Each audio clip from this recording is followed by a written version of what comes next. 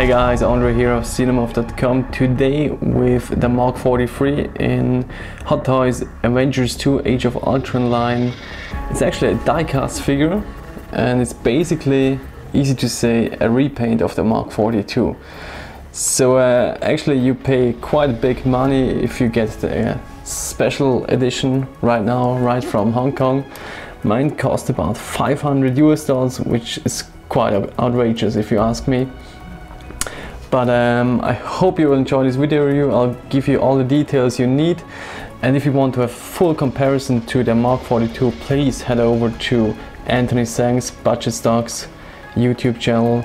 He has done a great video comparison to the Mark 42. So stay tuned. Okay, first and foremost, a quick look at the box. As you can see, it's the MMS278, the D09. Which means it's the die-cast, the 9th die-cast figures in Hot Toys die-cast figure lines. So basically it's also a rehash of the usual die-cast boxes.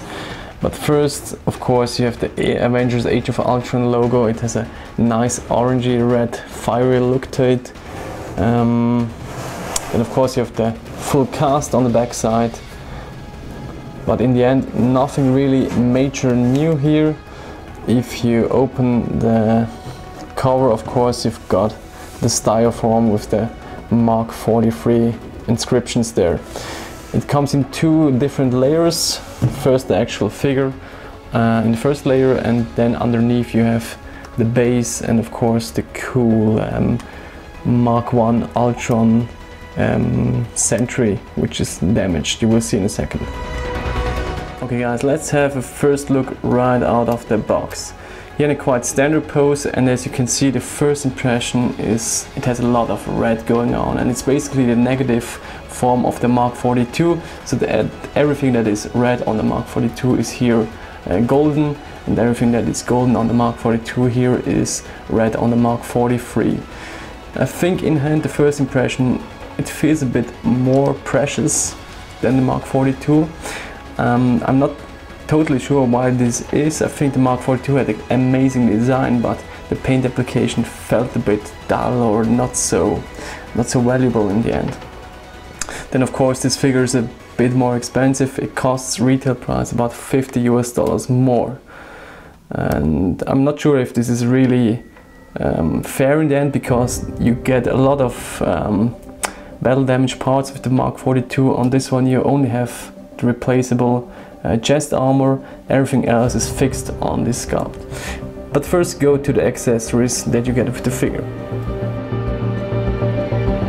So let's get a first close look at the amazing base that you get with the figure, which is really a standout. It's quite big, tall, it has a lot of place and space to stand up the figure. You can place it on the rocks or beside it. Of course you have a nice movie paint with this steel brushed look going on, and the Avengers movie logo. Then of course on top of the base you can place the Mark 1 Ultron Drone, which I got here, which is basically extremely well detailed. It has a lot of details in the sculpt. Then of course in the paint application, as you can see, a lot of battle damage going on, and I'm really interested how this turns out in the movie. It looks a bit like the Iron Legion figure that Hot Toys announced, and so yeah, basically quite a nice addition. It's not all hard plastic. A lot of the pieces here are like more of the rubberish type, so basically you can't really damage the piece, which is quite nice, but it doesn't have a real heavy value feel if you have it in hand. You have a bit of articulation on the arm. You can detach it and attach it to the Iron Man if you want to. Also with the masked or the Iron Legion helmet piece here, you can rotate it and you can detach it. Let's have a close look on the back side. All very nice. Here some tubings going on, quite nice. Then of course you get the usual stuff with different Iron Man releases of Hot Toys. You always get different portraits. For example, here you've got a clean, non-battle damaged Robert Downey Jr. head sculpt or portrait with its own mask. So you have two more or less clean masks. There are a bit of battle streaks going on this one and on the one that I placed onto the helmet. And then of course this is the special edition helmet, as you can see, with the battle scars going on. And the nice feature here is it has a red LED light up feature. So let's try this out. Of course, as with Mark 42, they don't really care about the battery placement on these helmets. So they're again stuffed beneath this upper part of the helmet, and just between two magnets you have to place the different batteries, which is a bit unfortunate. So here you have the red LED, and if we place the face sculpt again, you can see it's shimmering nice through. Could be a bit more prominent if you ask me, but it works in a bit of a low light environment. So what else? Then of course you have different forearm gauntlets if you want to mount it with this repulsor blasting hands. And then of course you have a fisted hand, and then of course the articulated hands like this one. And then as a little add-on you get the missile launcher for, I think, the right arm. This is, and it has this magnet attaching feature. Just a quick hint on the base. Please be a bit careful. As you can see, the rod is quite easily to be attached, so basically it doesn't fit too deep into the socket. It's at most, I think, 1 centimeter or half an inch, which it goes down into the socket, which is not really that much. So I would be a bit worried if you want to place the figure really sturdy on this base. So just to be a bit careful on this one. Okay, then a bit of focus on the articulation. I think quite a discussion were on the shoulder and how tight they are fitted to the actual body. So this is about the closest that you can get the shoulders to the body, but then of course you can take them out and rotate them in this about 30-degree angles to get a bit more movement and cool poses out of the figure.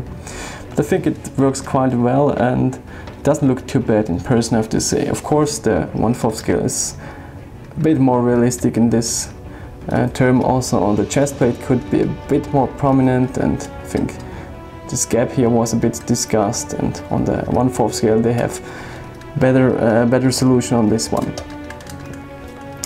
Then the neck piece is the same like on the Mark 42. It's a bit loose if you want to change out a different head sculpt, but it works quite okay. The range of motion to the top is also quite okay.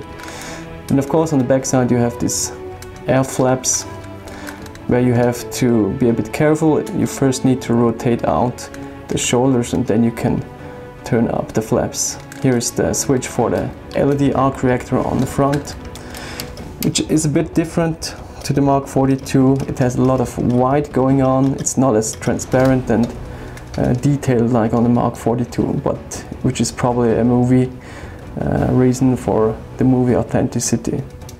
The same way it works on the LED, on the red LED head sculpt. It's here on the white normal head sculpt. So here it is activated. You have to push down the headpiece again, and then of course put on the faceplate, and here we go, nice and shiny. So for the other articulation parts, as you can see, the bend in the elbows is definitely amazing on this one, but probably the same on the on the Mark 42. I think they changed a bit here on the back side with this button that you have to pull, and then the lower thigh part comes down to get you even more range of motion. But I won't fiddle with this one. I think there will be a lot of great other reviews that will show you a lot of great poses. I think also here the flaps on the side, they changed a bit, that you have the full range of motion to do, for example, the landing pose. So here we go, a pose with the invested red LED helmet piece. I hope the camera can pick it up. It's not that easy because the light could be a bit brighter. Of course the rest of this helmet is also a bit more blackened and smoked out. And what else I can show you, maybe I'll detach the chest plate here just to get a bit of an impression how it looks below the actual armor here. So first you have to pull out the arms a bit to get a bit more free space here. So and here we go with the detached chest plate. There's a bit of detail going on below, not much. I think it's the same like on the Mark 42. And maybe let's have a quick, more detailed shot on the Arc Reactor. As you can see, a lot of white going on, but it looks quite nice. Alright guys, I will close this video review with a quick comparison shot between the Mark 42 on the right and the Mark 43, the newer one on the left side. The first impression is still both are quite nice figures, and well, and when this one, the Mark 42, was one of the best figures last year, I think the Mark 43 topped it quite a bit, not too much, but it's definitely a bit of an enhancement there. And in hand, the first impression, if you have this red eye candy piece in hand, is definitely a bit more bang for the buck, which is basically okay. It costs about $50 US more retail price than the 42. I think this one was about $310 and this is about $350, $360. But then again, a lot of these battle damage parts on the Mark 42 are quite amazing. So it's really up to you which one you will get. If you can get both, then definitely get both. If you get one, then I would go probably with the Mark 43. But all in all, I'm quite happy. A bit overpriced if you get it day one directly from Hong Kong, but probably will keep both of them from the meantime. So thanks for watching guys. Until next time, I hope you enjoyed the video review. Lots of more Avengers stuff upcoming. Bye bye guys.